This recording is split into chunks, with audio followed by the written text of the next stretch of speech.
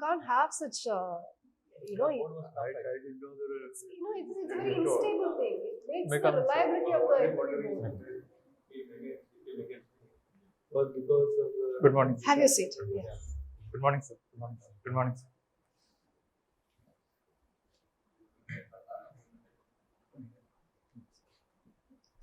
I met him before. Yes, sir. We may be. Anyway, what's your name? My name is Nithin, sir. Nithin Pradeep. No, what's your... My name is Nithin, sir. Nithin. Yes, sir. No. What is the reason for being named Nithin? Pradeep. Nithin Pradeep. So basically, Nithin is my first name. Pradeep is my father's name. No, you had no role to decide your original name. But why did they choose his name? You did not ask this question. I never asked this question, sir. My father put the name for me. What is the Nithin? So it comes from Sanskrit word Niti, that means justice or righteousness. So Nithin basically means Lord of Justice. And Pradeep? Pradeep means light, sir. Light. Light. So, just light. Yes, sir. Once, sir. Yes, sir. Or just is light. Just light, maybe, sir. Or light is justice. Justice is light. Is there a combination of your father and mother's name like that? No. No, sir. No, sir.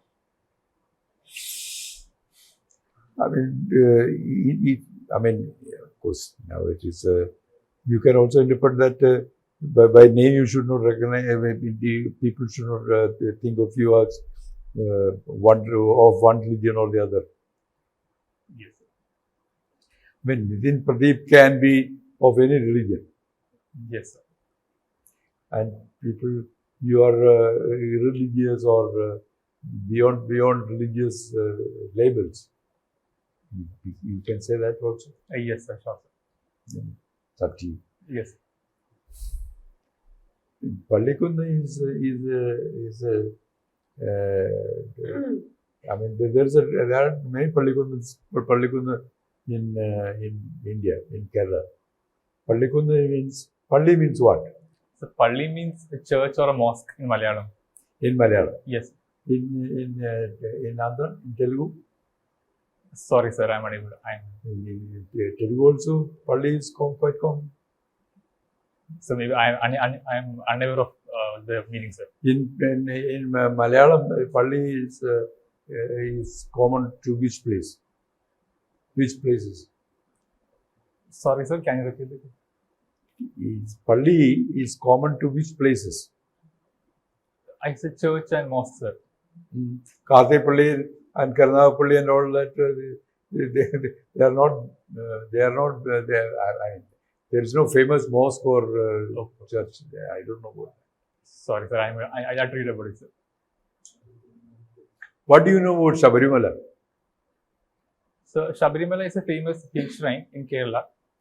It's a famous hill shrine in Kerala where basically large number of devotees come to pray basically during the period of November to... What is the historical background of Sabarimala? Sorry, sir, I don't know the historical background of the... You should know. Okay. Sorry. Because Sabarimala is people in Delhi may not know much about Kerala. Yes. But Sabarimala definitely is in the news today. Yes, sir. And therefore, you should know something more about Sabarimala. Yes, sir, definitely. I'll read about it. Not the controversial part. Yes. Controversy, you should not take a stand for or against the Kerala government or against CPM or anything. But you should know the historical significance of Sabarimala. Yes. Hi, Nithin, how are you? I'm doing good, ma'am. Are you feeling nervous? Not much, little bit nervous, ma'am. Okay. So no need to be nervous, just be relaxed. Okay. So, a very basic question, why did you choose to become a civil servant? Yes, ma'am. Ma'am, to be a civil servant was something that I had in my mind in my school days. But it got concretized while I was working. I was working in a non-governmental organization called Deshpande Foundation. So from there, I was able to work in the education sector. I used to go to the field. So there I used to see how governments can bring about a change in scale as compared to what an NGO can do. So that was the main idea behind me to join the civil service. So I was basically involved in the data analysis. So we are doing an impact assessment. I was responsible for designing the data pipeline from collection to analysis. In other words, your NGO was earlier concentrating only on environmental science. No, Environmental science. no, sir. Education was the one I was involved in. So basically, upskilling organization also. So they have multiple verticals: early education, skilling, and micro entrepreneurship. So I was working in early education, but they do have one of the largest skilling centers in India. Where is it situated? It's in Hubli, Karnataka. So why did you choose to work in an NGO? Ma'am, I did my master's in development studies. So we generally have the placement opportunities. We get opportunities from the non-governmental organizations. Placement. Yes, sir. That was the one reason. Secondly, they were looking for a person who was also adept at using data. So I qualified for it. Okay, so you did your master's in development studies, Yes, right? ma'am. Another basic question. What is the ultimate purpose of human development? Yes, ma'am. Development basically in the traditional sense is about increasing the per capita income. But I believe it's a much more broader concept, like taking from Dr. Amartya Sen's capability approach, where development is not just about income, it's about the enhancement of freedom and choices that a person has through education, health, and reduction of inequalities. Okay, can you think a little bit deeper? The ultimate purpose. So you are saying that freedom of choice. They have more choices. So can you go a little bit deeper? The ultimate purpose of any development initiatives. It's to lead a life with dignity, ma'am. Lead a life with dignity. Okay, good. So you mentioned about Amartya Sen, and you're also having some background in economics, right? Yes, ma'am. And also sustainability. You have worked in as an intern Yes. in the sustainability sector. So my question to you is that is the current economic model can actually lead to true development of a human being as well as in a sustainable manner, Yes, especially with regards to GDP. Yes. Ma'am, GDP is a gross domestic product. So there is focus on increasing the incomes and the economic output, but definitely there is an enhanced focus not just on the economic growth part, but also on human development part. For example, government is taking initiatives for education, health, gender empowerment, and climate action. So now the focus of the government has enhanced to multiple domains to make sure that we achieve the goal of Viksit Bharat through the path of sustainable development. So I feel, yes, the growth models do have the elements of both, but definitely we need to have a more enhanced focus on the aspect of sustainability through initiatives like in climate mitigation and adaptation. Are you aware what exactly Amartya Sen said about GDP? What is his take on GDP? Ma'am, I know that he is a critique of the measure of GDP. He was one of the persons behind the designing of the Human Development Index, along with Mahbubullah, a Pakistani economist. So he enhanced the concept of development to include education and health apart from per capita income. Have you watched the movie The Social Dilemma, the documentary? Sorry, ma'am, I didn't. You haven't watched. Okay, so there comes a dialogue there, which says, a live whale does not contribute to GDP. A living tree does not contribute to GDP. Only when the whale and the tree are cut do they contribute to GDP, right? So what is your thinking about this statement? Ma'am, it's definitely true because GDP doesn't take into account the natural wealth So that isn't we that GDP is at loggerheads with sustainability?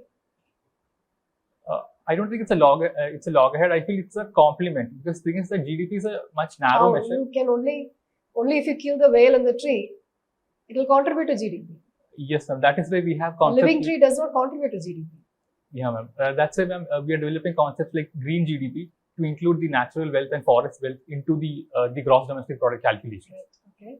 So that is one measure that we have taken. But just focusing on GDP will definitely not be the way ahead. Hi, Nithin. Yeah, hi. So, since you are from Kerala, recently Kerala government declared Kerala like extreme poverty eradicated, right? What is the difference between extreme poverty and a multi-dimensional poverty? Sorry, sir, I'm unable to recall the difference. So you study, you were a volunteer for teaching of underprivileged children. Yes. Who is an underprivileged? Yes, sir. So this is basically with reference to the fact that I was a part of Project Suyam, where we were teaching the slum children of Chennai. So what is the definition of underprivileged? So it can have multiple definitions, sir. It includes people who are from the socially and educationally backward communities, people including children in slums, then children of migrants, because we used to see a lot of children from migrant communities in the slums. So I think the socially educationally backward, financially backward communities can qualify as underprivileged. Okay. So during your volunteership, what hurdles you felt for accomplishing your objectives? Yes, sir. So the main obstacle I faced was with respect to language, because I was from Kerala and I had to teach students of Tamil Nadu. So Tamil was one thing, but I used to manage with Tamil because we also had the help of other volunteers who used to assist us. Then secondly, sir, there were many students who used to shift from one class to another, in the sense that because of the fact that they were the kids of migrant laborers, they used to shift. So many people used to come to the class additionally. So from this week, next week, maybe we'll see new kids coming into the class. So for them, there's a problem with respect to academic the intake. So we had to repeat the classes last week to another set of kids. So that was another challenge. So these two are the main things. So what changes you made in the life of them? Any analysis you people done? So we have not done a quantitative analysis, but definitely we have tried our best to make sure that the content is delivered to them. One of the things that I can remember is that initially when we had given homeworks to them, they never used to do homeworks. Mainly because of the fact that in parental environment was very different for them. So what we used to do was we used to make them solve the problems in the classroom itself. So that we used to take extra time and then they used to finish the task given to them that day itself. So that we don't need to postpone it to next day. So that was one thing we did, sir. Okay. Have you heard about the recent COP30 in Brazil? Yes, sir. What were the major outcomes? Yes, sir. What is COP? So it's the Conference of Parties. It is the highest decision-making body. What the party and party? So here the parties refer to the nation states, sir. Okay. So the Belém summit was the COP30. So there the main initiative was with respect to the adaptation finance. Tripling of adaptation finance was agreed to. Secondly, there was also an initiative with respect to the climate finance. It was aimed to increase to $1.5 trillion by 2035. Then thirdly, sir, there was also the Global Implementation Accelerator, whereby the focus is actually on implementation of the Paris Climate Accord. So now the COP30 was called as the implementation COP. So the focus was to achieve the 1.5-degree goal in an accelerated manner by the timeline set by Paris Accord. So regarding the climate financing, any roadmap was devised there or just in papers? So I don't think there was a roadmap, sir. It was a promise. Okay. Have you heard about the recent controversies related to the protection of Aravalli Hills? Yes, sir. What was the basic cause for it? So the basic controversy is that the government actually changed the limit of the height of Aravalli Heights for mining purposes. So 100 meters is set as the limit. So any place that is above 100 meters will be considered as Aravalli Hills, and all other places will be places where you can do mining. So if this definition is accepted, the fact is that a large part of Aravalli Hills. So it's in North India. So it extends North from India, extends it's a long, yes, sir. large area. From Gujarat to Delhi, sir. To? Delhi, sir. Delhi. Haryana. So I was telling that if we accept the definition, then large part of Aravalli Hills can open to mining. So that was the main concern. I mean, I'm talking, taking a cue from him. Yes. Not about his, but data mining. Or data mining is also included in the integrated Sorry, sir. Data mining. mining also is included in the I was not involved in data mining, sir, but I was involved in analysis. analysis. Yes. Not in the data mining. No. When data mining and data analysis are part of the I mean, you might get questions about data mining and data analysis also. Data mining also you should know in very general terms. Yes. But integrated economics, what Yes, sir. So development studies is an interdisciplinary branch of social science. huh? It's an interdisciplinary branch of social science where we try to understand development from multiple perspectives. So we are taught economics, then sociology, political science. So multiple subjects are there and tries to understand the intersection between various aspects like environment and development, technology and development. So that is the gist of the course, sir. Environment, what did you study and besides the filling up the forms? What did you study?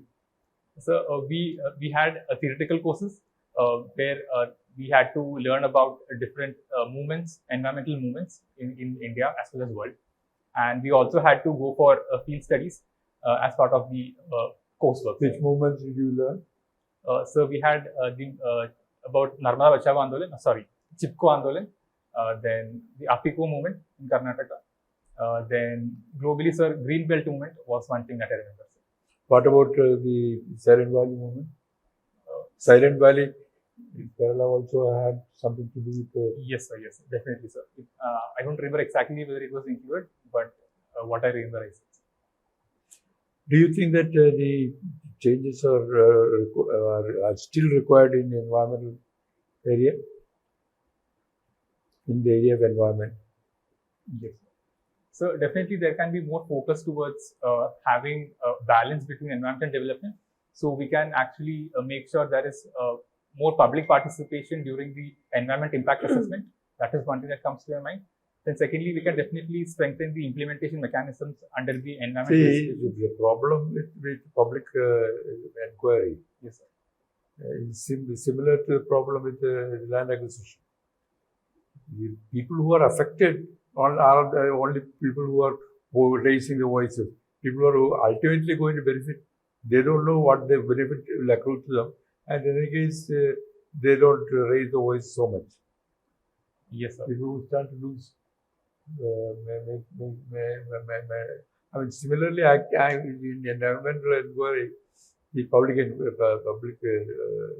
whatever, the people who are the activists are more vocal, not so much the common people. Do you think? So definitely there are activists who are there who leading the movement, but there can be opposition from the local communities as well, which can be seen. Is that a limitation? Or is there a limitation? Is there a limitation? Is that a limitation of public inquiry? That can be limitations, sir. Hi Nithin. Yes, So you are from Pallikund. yes, sir. So one of your hobbies you have shown that you're reading non-fiction, Yes, sir. and this is your third attempt, right? Fourth attempt. Fourth. So whether your hobbies have changed over the time or same you are continuing in your DF also? Reading non-fiction has been a constant hobby, sir. Okay. And who is the famous author from your place? Any famous authors from your place?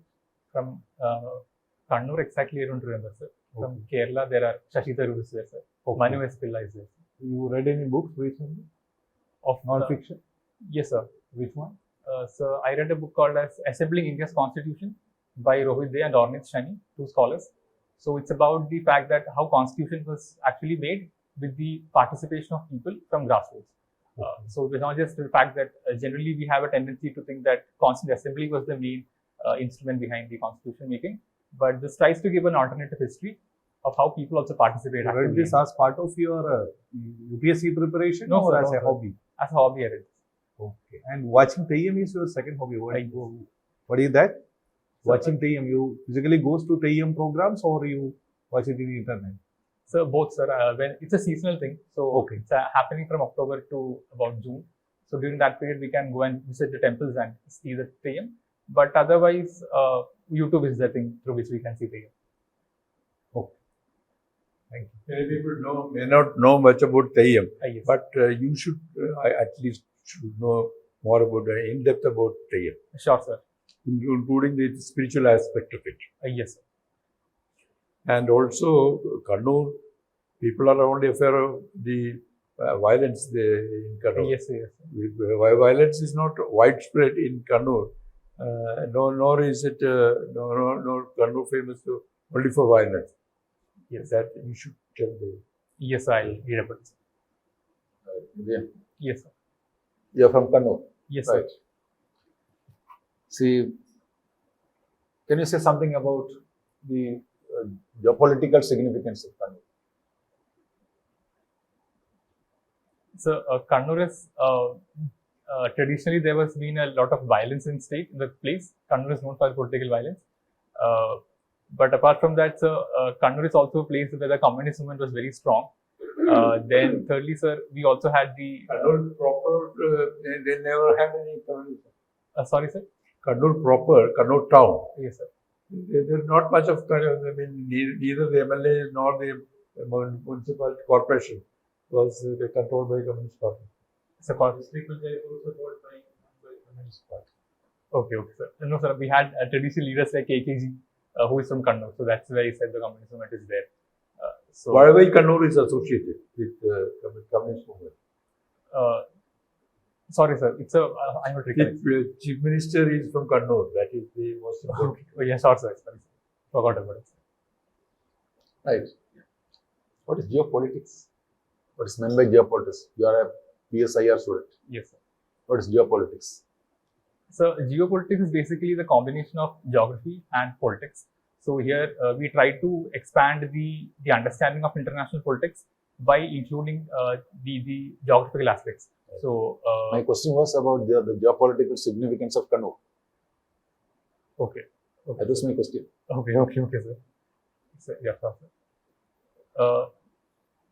Unable to recollect exactly the geopolitical thing, sir. It is situated in the coastal region, Yeah. Okay. and there is an Airmala Naval Academy, right? Yes, sir. Right. Because of the geopolitical significance of generally Kerala, the Yes. coastal region, Yes. right? And we are constructing that and strengthening that Naval Academy in Airmala, right? Yes, sir. Yes, sir. Right. See, you are a student of IIT Madras for Development Studies, right? Yes. And in the recent World Inequality Report 2026, Yes. right? See, they have identified India as the most unequal countries in the world, one of the most unequal countries in the world. And we know that in the preamble itself, we stated that we are going to construct a socialist country, right? And that at the same time, the report says another phase of India. Why this contradiction? Yes, sir. So the main reason that we have increasing inequality is mainly due to the liberalization, privatization policies that we have. So that leads to the fact that So was it originally included in the Constitution? no, sir, it was added by the 42nd Amendment, 1976. The emergency. Yes, sir. So the main reason happens, sir, is because of the liberalization policies, whereby the market-driven growth leads to unequal distribution of wealth. That is one reason. Then secondly, there is also the fact that the aspects of human development is still to reach a lot of people. For example, skilling. So productive jobs are not coming up in the country. That's again one reason why we have a higher inequality. All right. See, on the other side, we can also see another development that is, some group of people were fighting against the state, right? Maoists, right? Yes. We see recently the surrendering of so many Maoists. So, in different states in Chhattisgarh and in Telangana. Why? What is the message of this kind of a development? So the Maoism as a internal security threat has definitely reduced in the country, and now it is restricted to just 3 districts of the country, as said by the Home Minister. So it is through multiple government initiatives that has been done.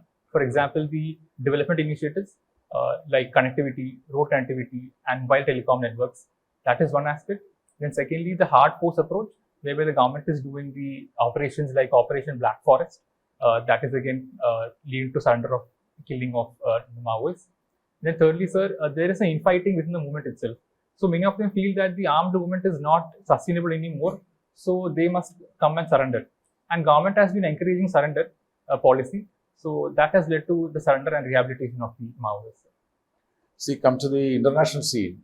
right? Recently there was a summit meeting between Trump and Xi Jinping of China, right? Yes. Just before the meeting, Trump stated that we are going to meet the G2. Yes. G2 is group of 2 countries, right? So he is giving more emphasis to China and try to develop good friendly relation with China. And how this combination, if it becomes true, how this is going to affect or impact India-US relation and India's position in Asia. Yes, sir. So the G2 initially was used as an economic term, whereby the economic accommodation of Chinese can happen into the global economy. That was the main intention of G2. With the integration of the Chinese, the G2, maybe one of the significant challenges India will face is that China can establish itself as the Asian hegemon. That can challenge India's position. And secondly, the fact is that the US will reduce its focus on the Indo-Pacific. And that also can impact India, because India has been focusing a lot on the Indo-Pacific Oceans Initiative and Sagar policy and ASEAN centrality. So these things can get affected if US starts to withdraw from the region. Right, and another thing is, under the leadership of United States of America, they have created a format known as Pax Silica Yes. of 9 countries. And in it, India is not there. Yes. How this is going to impact? This is no rare materials. All these things are the focus of this group. How this is going to affect India? So one of the impact will be there in the supply chains. So this can open India to vulnerability in supply chains with respect to critical minerals and rare earths. But on the other side, India is taking measures for itself to make sure we have the supply of the critical minerals. For example, the National Critical Minerals Mission is there. And secondly, we also have Supply Chain Resilience Initiative. So these things I think India can make sure that we continue to get the critical minerals from the other countries. Right, and my last question is, generally people say that Kannur politics is different from generally the Kerala politics. Do you agree with that? If agree, why? Sorry, sir, I am unable to say whether it's different. So there are 2-3 things which I thought you should know. I mean, I don't intend to test your knowledge of that. Yes. But one is this in integrated economic development, when you study integrated economic development, as you mentioned, in Chennai. Yes. What is, and you were brought up in Chennai. Born in Chennai. Born in Chennai. What is the difference between Kerala and Tamil Nadu? It's a normal question, which is, I mean, being born and brought up in Chennai and studying Chennai, and your home state, town being different. So there is natural that people might ask, Yes. not necessarily ask, but between the difference between Tamil Nadu and Kerala. And second thing is, you should know something about Naxalism. Why? How did Naxalism got the name? Yes. Maoism and Naxalism. How did it get the name? Then the question comes whether the China is of today, China which has advanced, is following a Maoist policy or not.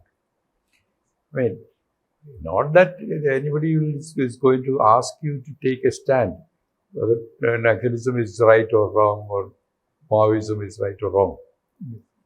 But you should know. Yes. Thirdly, you should know something about the spiritual heritage Yes. of the Yemen, which I mentioned earlier. And also you mentioned about non-fiction being your hobby. Yes, sir. I mean, different publishers have been producing fiction, non-fiction bestsellers. Yes. I mean, they are not necessarily the bestsellers of all. They are not identical. Yes. The New York bestseller, New York Times bestseller is not identical to London Economics bestseller. Yes. So, but you should understand that. And one book which was in the bestseller or list of London economics, was related to Kerala. Oh. But No, no. Arundhati Roy's my mother Mary comes to me. Yeah. She writes. Her book was in the bestseller. Yes. But you may not. All of us may not agree or disagree with Arundhati Roy's views, but the book being a bestseller has nothing to do with your agreeing or not agreeing, or anybody agreeing or not agreeing with the views expressed in the book. But the book being a bestseller is a factual thing. Okay. Anyway. So I think overall it was good. Okay. But regarding your body language, you can be a bit more relaxed. Okay. And I think there's a slight couching. Yeah, because I was having a problem hearing. Hearing. Yeah. Okay. That's okay. And you can be more open hand gestures Okay. and little louder. Oh, sure. I think you're a little very less in voice, so louder. And when you say you don't know an answer question, you can say it confidently. You're trying to combine it with a little bit of an embarrassing smile. Okay. That is not required. Okay, so you can say confidently. Not everybody knows the answers for everything. Okay. So you say, I'm sorry, sir, I'm not aware of the answer of the question, something like that. Okay. Yes. And yes, regarding your questions and answers regarding economics, sustainability and development, because these are all there coming in your profile, Yes. I feel you should go a little deeper on the connection between economics, sustainability and development, and focus on trying to understand the question, what the interviewer is. For example, when I asked, my question was very clear. Is a current economic model actually leading to good human welfare and sustainability? So try to come directly to the answer rather than going somewhere else and then trying to come there. Yes. I know maybe you were trying to think about it. Yeah. So maybe you could think for a few seconds before answering the questions rather than going around and coming to the answer. Yes. Okay. Yes. So that's my feedback. Thank you. Thank you. So Nithin, you did well. Just to reiterate what ma'am said, one is actually you were always keeping your hands like this, crossing the fingers. So you can have a very formal or mild hand gestures. There's no issues in that. Should speak more like an officer rather than a student. Okay. So you are trying to give an impression of being a student rather than an officer. Okay. And just like ma'am said, since your DAS is filled with environment, sustainable development, social development, so I think most of your question may revolve around these topics. So you have to prepare well, especially definition of multidimensional poverty and all. I think it's basic for a UPSC prelims question. So you have to prepare for that. And also you don't need to answer like a UPSC main style. I mean, just like introduction kind of thing. Many of the question you answer like that. You can come, this is like a conversation, you can come to the point very directly. There's no need to have an introduction about the topic or something like that. When ma'am asked or when sir asked, you can just come to the point, yes or no. If you don't know, you can say that also. For example, when I asked about GDP, everybody knows what is the GDP. Yes. Here. Okay, so you need not explain its gross development product. You don't have to do that. So if you are focusing on these points, you will do good. All the best. Thanks. And then read more non-fiction books and rather than this Constitutional Assembly book. Okay, 2-3 you always keep as a back. Then Theyyam, as sir already mentioned, just explain because interview board may not be from the south part. They may not be aware about what is Theyyam. So explain about what are the rituals behind it. What is basically Theyyam like that. Then hand movements already Arun mentioned that. Little hand movements is good actually. Okay, then voice also. Overall it's good.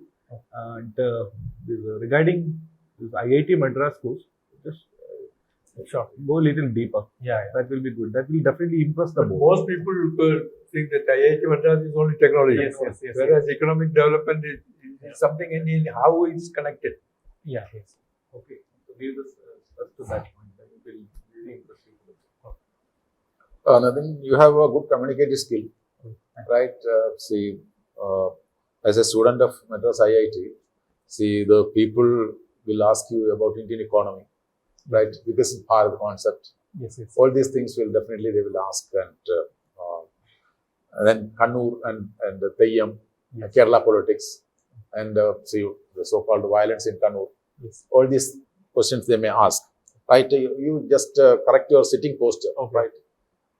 Then only the board will feel that see, you are confident, right? And then this way of locking your hands, This posture is better. right? Okay. Right. This is the way. That is the correct posture, right? Okay. Then you can. Then the another thing is you just listen the question carefully. Okay. Then only you start answering things, right?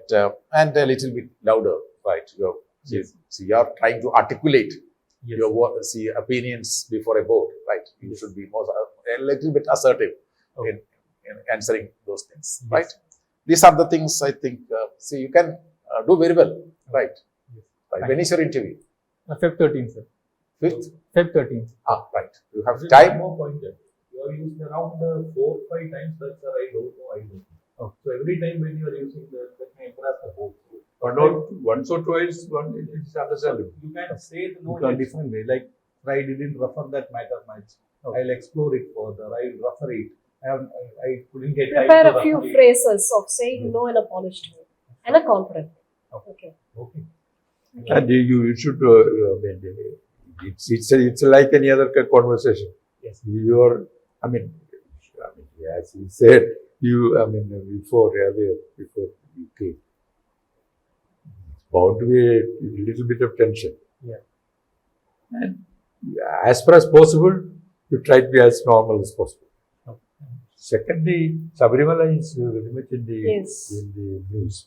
Therefore, You're coming should from know. Kerala. You should not know about the politics of Sabarimala, but about the historical significance. Okay. Those are basics. Okay. Okay.